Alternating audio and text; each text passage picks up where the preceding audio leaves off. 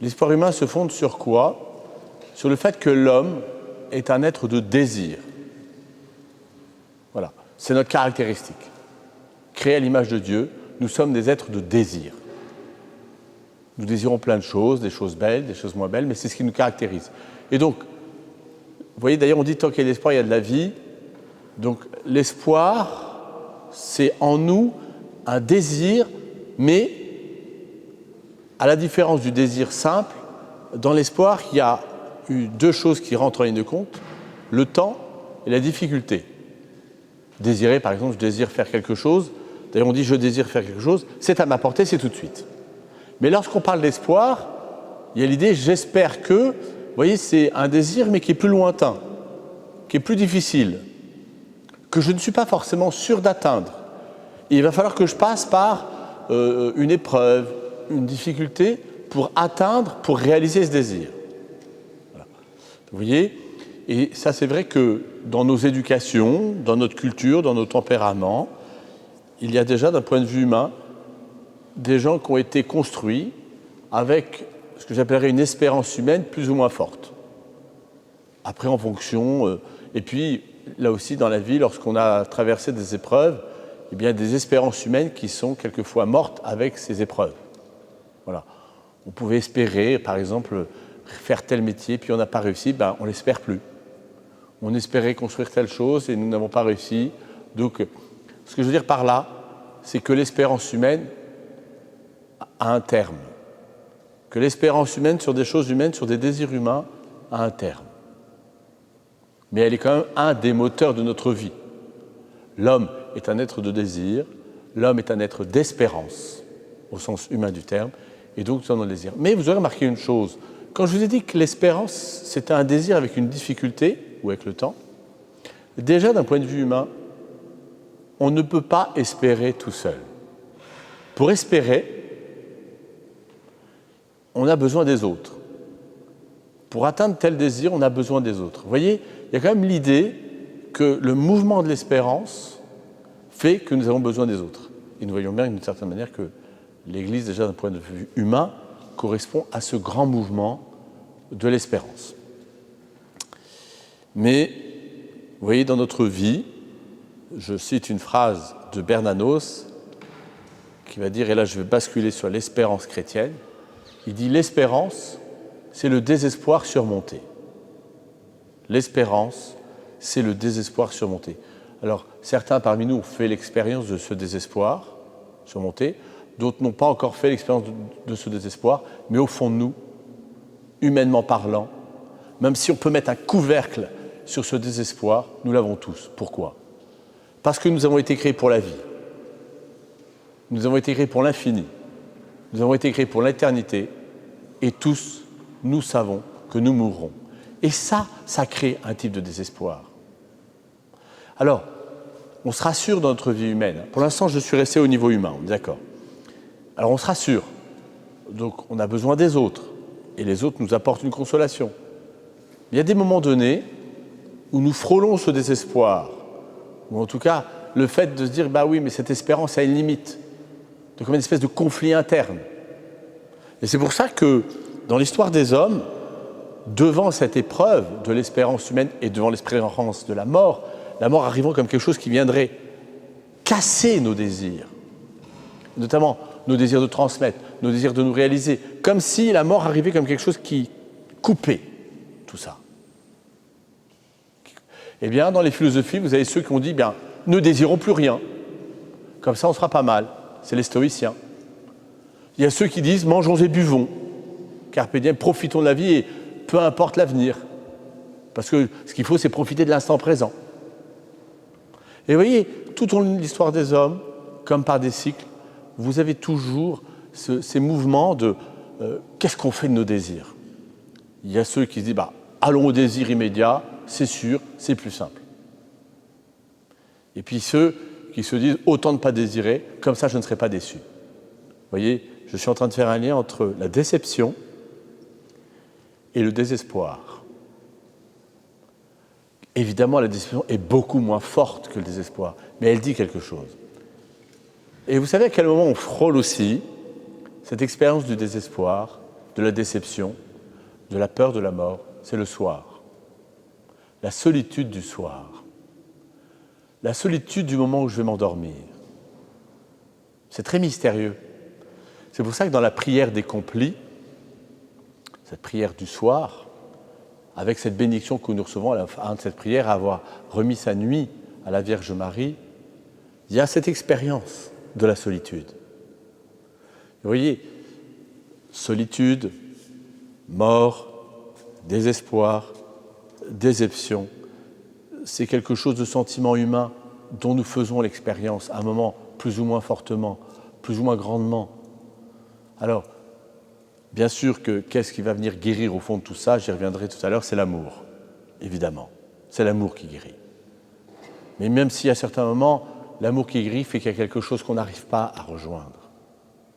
Il y a quelque chose de terrible de cette expérience. Alors, aujourd'hui, ça a toujours été vrai, mais par exemple, comment on fuit la mort? Par les addictions. Les addictions qui font qu'on fuit cette solitude. On fuit ce silence. On fuit ce qui pourrait nous faire faire l'expérience. Alors, devant ça, quelle est une réaction qui s'oppose au désir? La peur. Sa majesté, la peur, auquel souvent nous prêtons allégeance. Parce que d'une certaine manière, au lieu de subir cette peur, parce que devant le désir, on ne veut plus prendre de risques. Et donc, qu'est-ce qu'on fait quand on a peur? On fuit la peur, et on fait quoi? On construit des sécurités. On se sécurise. Et pour une part, c'est légitime. Et là, devant cette expérience humaine, Dieu a parlé à travers les prophètes, et à un moment donné, il arrive avec Jésus. Et Jésus va dire un mot qui revient tout au long de l'Écriture, comme une provocation qui va déranger. Il dit, n'ayez pas peur. C'est facile de dire à Marthe et Marie, n'ayez pas peur, alors que leur frère Lazare est en train de mourir et qu'il va mourir. C'est facile de dire aux apôtres qui n'ont plus de pain, n'ayez pas peur. C'est facile à dire à Paul lépreux, n'ayez pas peur. C'est facile de dire à ces pauvres apôtres qui sont sur un bateau, il y a la tempête, n'ayez pas peur. C'est facile de dire à telle personne qui vient de perdre quelqu'un de cher, n'ayez pas peur. C'est facile de dire à quelqu'un qui a perdu son boulot, n'ayez pas peur. Honnêtement, je provoque un peu. Mais c'est choquant, cette parole. Elle ne peut pas l'entendre à certains moments. Mais bien sûr que j'ai peur. Bien sûr que j'ai peur. Évidemment que j'ai peur. Alors qu'est-ce que Jésus vient nous dire quand il dit « n'ayez pas peur » Il nous provoque, il joue à quoi? N'ayez pas peur. C'est facile à dire. Alors bien sûr qu'à certains moments, nos peurs, et on va voir qu'il y a deux manières de les traverser. La peur. Après, c'est important de nommer nos peurs. Parce que vous allez voir, ça va rejoindre l'espérance. J'ai peur de quoi? De rater ma vie? Que mes enfants m'aiment plus? De perdre mon travail? De ne pas être aimé? De mourir seul? De ne pas avoir assez d'argent pour vivre? Que quelqu'un me fasse du mal? De quoi j'ai peur? De me tromper? Et vous voyez, dans nos peurs, elles ont autant que le désir. Il y a quelque chose de très humain dans la peur. Je dirais presque que c'est une émotion, une passion humaine, les plus naturelles, caractéristiques de l'homme.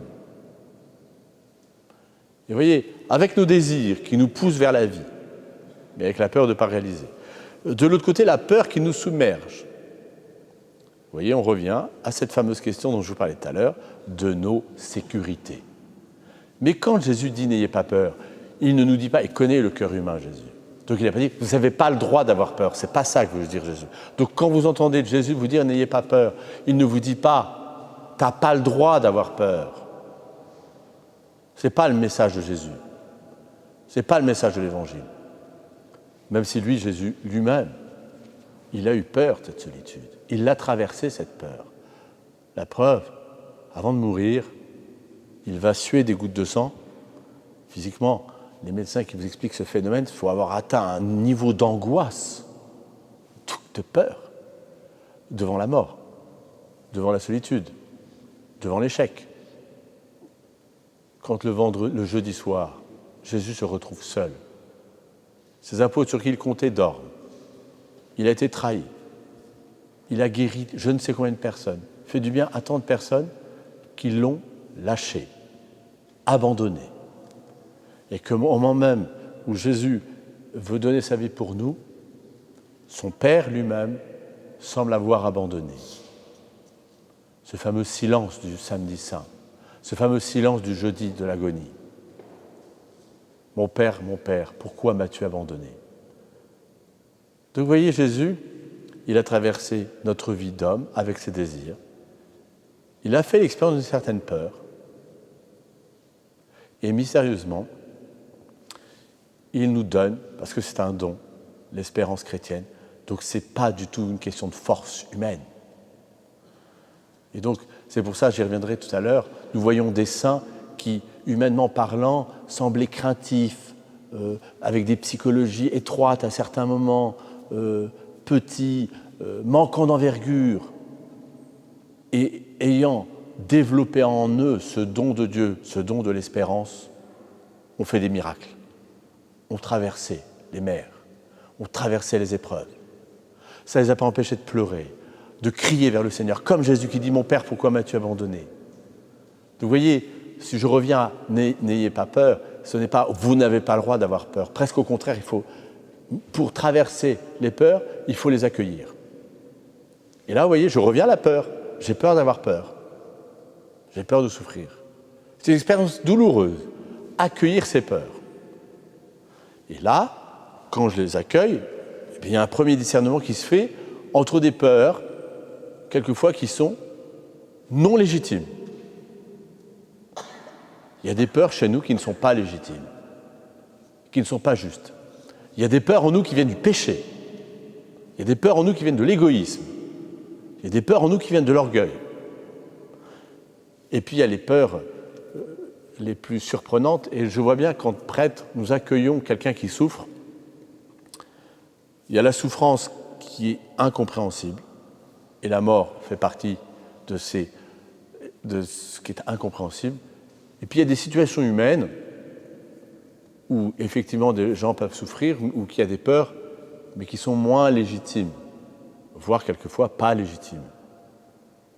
Je vous donne un exemple grossier, pour vous faire comprendre. Quelqu'un qui vit avec une grande sécurité financière, et qui a peur parce que sur ses comptes, il est à 3 millions, il a peur de ne plus avoir qu'1 million, excusez-moi, ça ne me fait pas très peur. Et cette peur, il ne me semble pas qu'elle est légitime. Après, s'il y a des enjeux derrière, peut-être, évidemment. Mais chacun... Je prends cet exemple pour montrer que dans des discernements, quelquefois, il faut aller discerner. Mais pourquoi cette peur ? Vous voyez, là, je suis avec des séminaristes. Certains, et c'est légitime, ont peur de se tromper. Est-ce que c'est bien ma vocation ? C'est pas ma vocation. On peut dire que c'est assez légitime. Mais quelquefois, cette peur de se tromper devient tellement obsédante qu'elle empêche de vivre. Et donc, on se paralyse. On ne vit plus. On ne prend plus de risques. Désir, peur. Jésus dit, n'ayez pas peur, mais j'insiste, il ne dit pas, tu n'as pas le droit d'avoir peur, mais je vais t'aider. Voilà le message de l'Évangile. Je vais te prendre par la main et nous allons traverser ces peurs. Nous allons les traverser. Nous allons les traverser. Ça va peut-être prendre du temps. Ça va peut-être prendre du temps. Mais crois. Et là, j'en arrive à l'espérance chrétienne, que quelquefois, on confond avec la foi. Vous voyez, dans l'espérance chrétienne, elle est constituée de 2 pôles. L'espérance, c'est un désir de la vie éternelle. Et l'espérance, c'est une confiance dans le secours de Dieu. Voilà ce qu'est l'espérance chrétienne. C'est un désir et c'est une confiance dans le secours de Dieu. Le désir de la vie éternelle. C'est Dieu qui l'a mis dans mon cœur, ce désir. C'est Dieu qui m'a dit, qui m'a révélé par la parole de Dieu, par l'Église, que j'étais fait pour voir Dieu. Je n'aurais pas pu m'inventer ce désir. Alors on peut se dire, bah oui, mais vous êtes gentil, mais ce désir, en fait, il me fait fuir mon réel. Mais il croyait que la petite Blandine, Saint Ignace d'Antioche, Saint Maximilien Kolbe, tous ces gens, ils aimaient leur vie. Pourquoi ils ont affronté la mort? Parce que le désir du ciel, ce désir en eux de voir Dieu était plus grand que tout. C'est quelquefois un des risques, vous voyez, dans le christianisme, par rapport à la souffrance et à la mort. On dit, il faut souffrir. Non, non. Quand on est chrétien, on n'a pas aimé la souffrance. C'est une conséquence, mais on n'a pas aimé la souffrance. C'est pas vrai. Parce que la souffrance, elle est liée au péché, à la mort. Après qu'on souffre, c'est quelque chose, malheureusement, que le Seigneur va nous aider à traverser. Alors avec ce cri, vous savez, Claudel qui dit « Le Christ n'est pas venu détruire la souffrance, il est venu l'habiter ». Le Christ, il n'est pas venu... Ça, c'est peut-être la grande question qu'on peut poser à Dieu, qui est insoluble humainement parlant. On ne peut pas résoudre cette question, mais on peut voir les conséquences, à savoir que le Christ n'est pas venu détruire la souffrance, mais il est venu l'habiter, et en la traversant, il nous a donné la vie, et la vie éternelle. Et la multitude des saints qui auraient pu être désespérés, Mère Teresa, Calcutta, devant tous ces malades, il y avait de quoi désespérer et ne rien faire. C'était désespérant comme situation. Désespérant. Eh bien, par la grâce de Dieu, par l'espérance chrétienne, elle a été cette goutte d'eau. Qu'est-ce que va aller Saint Maximilien Kolbe, qui offre sa vie pour ce père dans ce camp de concentration? De toute façon, situation désespérante dans ce camp de concentration. Eh bien, il vient mettre de l'humanité par ce geste, par cet acte d'espérance. Ce n'était pas un masochiste, Maximilien Kolbe, c'est pas il avait envie de mourir. C'est ce désir de la vie éternelle et cet amour de cet homme qui lui a fait poser ce geste, qui lui a fait traverser sa peur. Traverser cette peur. Vous voyez, vous le savez, dans tous les hôtels, il y a des reliques de martyrs. C'est pour ça que vous avez remarqué dans la pré-eucharistique, on dit un certain nombre de saints et saintes martyrs. Comme pour dire que le Christ avait versé son sang et qu'il avait traversé la mort, et que derrière lui, ceux qui avaient cru en lui, ceux qui avaient mis leur espérance en lui, ont versé aussi leur sang en disant « c'est la vie éternelle ». Il y a un texte de saint Ignace d'Antioche qui écrit à sa communauté chrétienne qu'il aime, lui qui était évêque, disant « mais laissez-moi mourir ». Alors il ne veut pas mourir pour mourir, mais en gros, « laissez-moi être mangé par les lions, peu m'importe, maintenant, je veux retrouver mon Seigneur ». Mais c'était un vivant. Mais d'une certaine manière, le fait de vouloir voir son Seigneur était plus grand que tout. Donc vous voyez, ce désir du ciel, ce désir de la sainteté, ce désir de la vie éternelle, je le dis de manière très différente, ce désir d'être dans le don de soi, ce désir de la charité, déjà, il va remettre de l'ordre dans notre vie et remettre nos autres désirs à leur place. Vous voyez, l'espérance chrétienne, elle nous réaxe, elle nous réoriente, elle nous repositionne, elle nous remet d'une certaine manière dans notre vie. Donc d'une certaine manière, déjà en lui-même ce désir nous libère de certaines peurs. Déjà ce désir du ciel, quand on l'accueille, quand on y croit, et là on ne peut pas y croire seul, et c'est là où nous avons besoin de témoins, c'est là où nous avons besoin d'exemples, c'est ce que nous avons célébré hier. Je le disais aux séminaristes hier, vous voyez, hier on lisait le récit des béatitudes. Qui a envie d'être pauvre? Bienheureux les pauvres de cœur. Qui a envie de pleurer? Qui a envie, d'une certaine manière, alors il y a des béatitudes qui sont plus désirables, bienheureux les cœurs purs, les arditants de paix, celles-là sont plus désirables. Mais qui a envie d'être pauvre? Qui a envie de pleurer? Qui a envie d'être persécuté? Personnellement, avec ma chair, j'ai pas envie, moi, avec mes tripes. Il faut que je regarde François d'Assise pour comprendre que la pauvreté est désirable. Autrement, j'y arrive pas. Il faut que je vois bien, quand je parle de telle ou telle chose, il faut que je vois, je le disais hier, les pleurs. Qui a envie de pleurer? Eh bien, celui qui m'aide à pleurer, moi, c'est le curé d'Ars. Quand je vois pleurer sur le péché de ses pénitents, sur son propre péché, il me donne envie de pleurer en me disant « bah oui, c'est très humain de pleurer, c'est bon de pleurer. » Et Jésus lui-même a pleuré. Et quand je regarde chacune des béatitudes, j'y vois le visage de Jésus. Et j'y vois ensuite plein d'hommes et de femmes qui ont imité à leur place Jésus. Vous voyez? Et qui, d'une certaine manière, en faisant ça, ont traversé les peurs. C'est provocateur, hein? C'est provocateur, ces béatitudes. C'est provocateur, cette manière que le Christ a, en vivant et en donnant, un nouveau style de vie, un nouveau chemin de vie. Et j'aime beaucoup dans la manière dont Pape François nous bouscule. Lui aussi, c'est extraordinaire sa manière. D'ailleurs, en prenant le nom de François, il a quand même rappelé à l'Église quelque chose de sa vocation profonde, fondamentale. Mais en nous rappelant le chemin de l'Évangile, qui est un chemin de l'espérance. Vous aurez remarqué que je viens de faire un lien entre la pauvreté et l'espérance. Pourquoi ?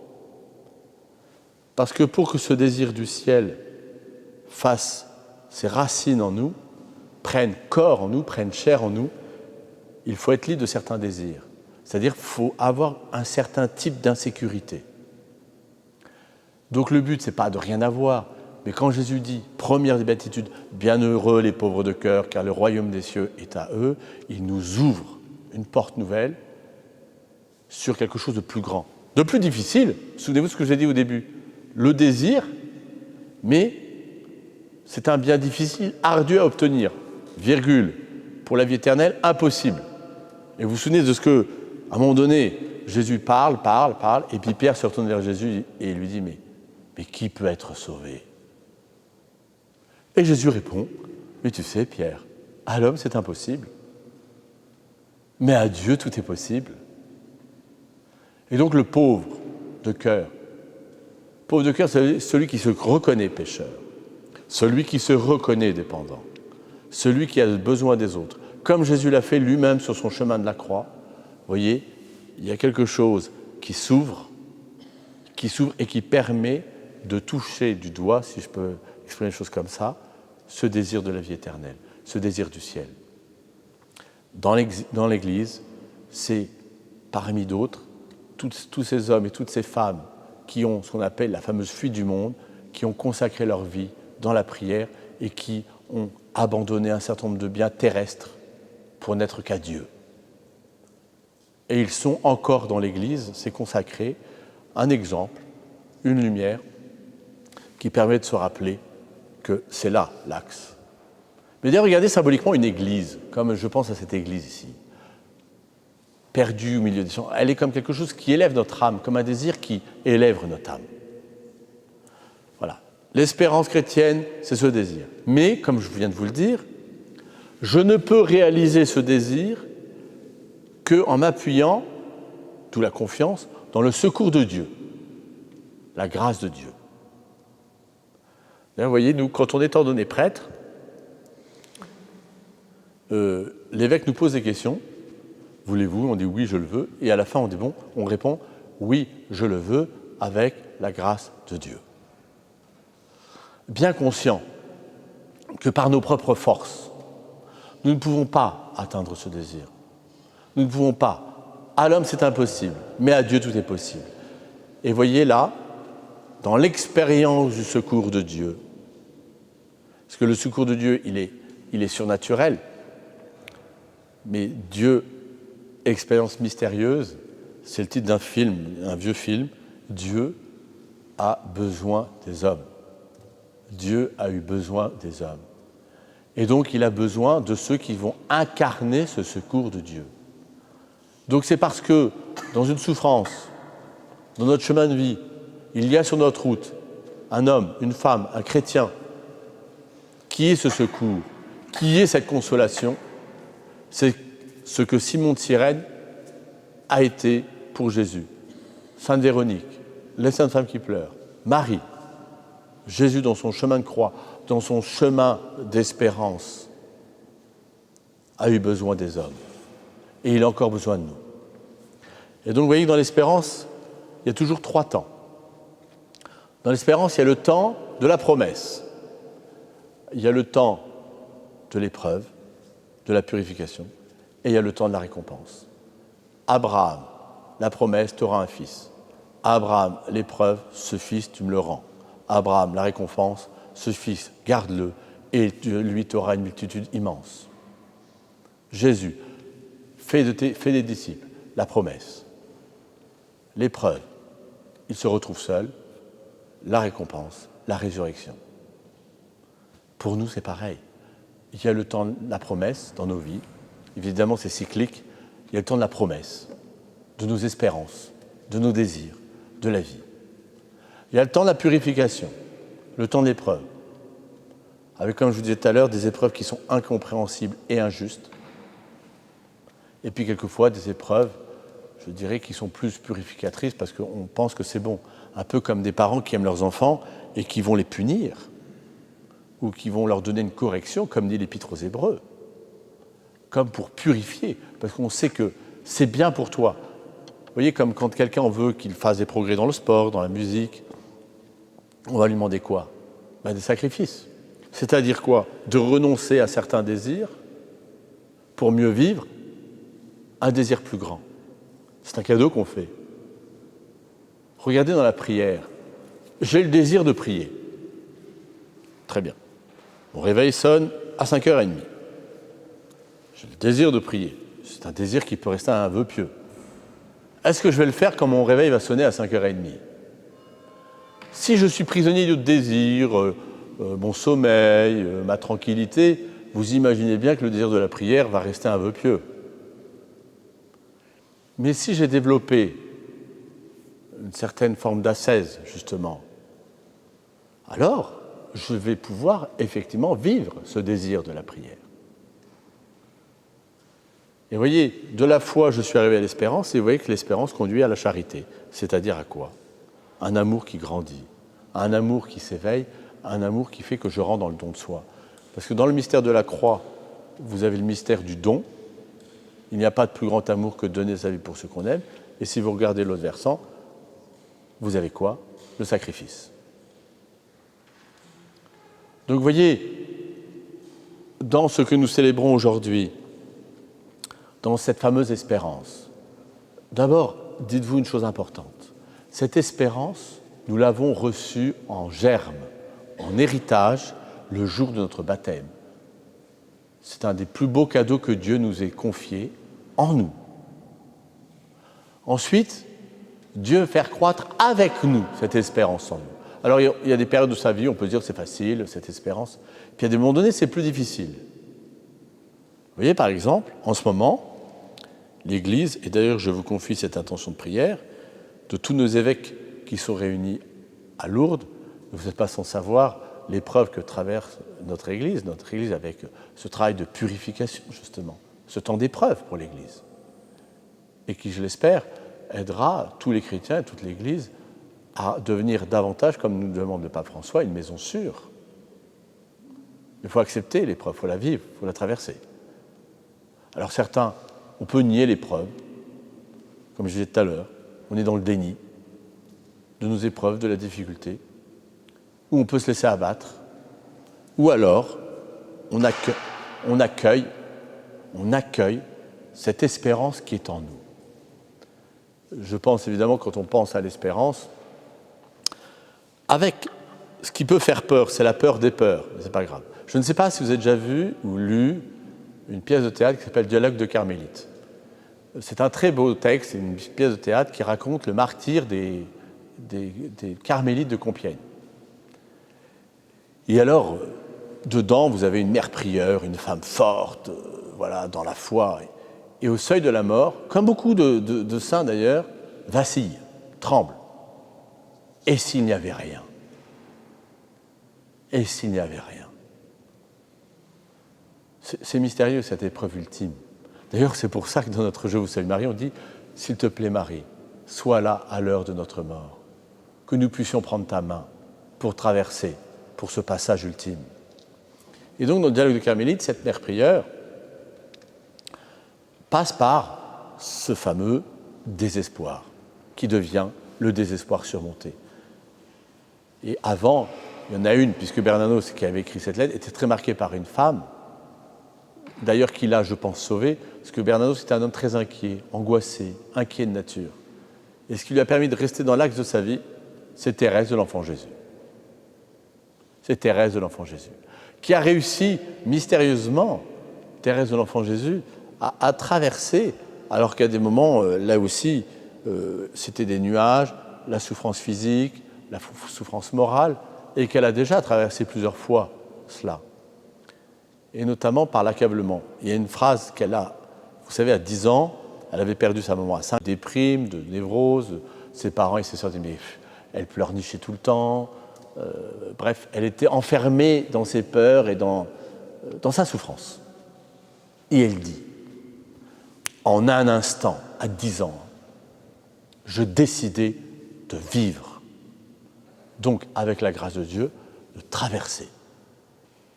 Ce qui ne l'empêchera pas, plus tard, de vivre d'autres épreuves. Mais vous voyez, elle a traversé ses peurs. Et alors, là, quand je vous parlais d'espérance chrétienne, regardez le désir qui traverse la vie terrestre de l'enfant Jésus. Cette trajectoire de vie d'une femme avec un désir de Dieu tout à la fois immense et qui s'exprimait dans le quotidien après. Qui s'est exprimé dans son quotidien. Parce que l'espérance, alors les séminaristes vont sourire, mais comme je suis prof de morale, je vais vous donner une définition de ce qu'est la vertu, comme ça vous allez comprendre. Une vertu, c'est quoi? C'est une disposition donnée ou acquise par répétition d'actes qui me permet ensuite de poser des actes de manière ferme, facile et agréable. Ce qui veut dire quoi? J'ai reçu cette espérance en germe. Si je pose des actes d'espérance concrets, plus je pose des actes d'espérance sur des petites choses comme sur des grandes choses, alors un jour, je suis capable d'avoir fait grandir en moi la grande espérance chrétienne pour moi et pour ceux qui m'entourent. D'ailleurs, regardez spontanément dans votre vie vers qui vous allez quand vous souffrez. Vers des gens d'espérance. Parce qu'ils portent la vie et qu'ils vont vous aider. Le désir et le secours. Toujours, spontanément, quand on souffre, quand on doute, quand on traverse quelque chose, on va vers des gens de vie, vers des gens qui sont animés de désir, et des gens qui sont ou capables de nous aider, ou de nous apporter les moyens pour nous aider. Vous voyez ?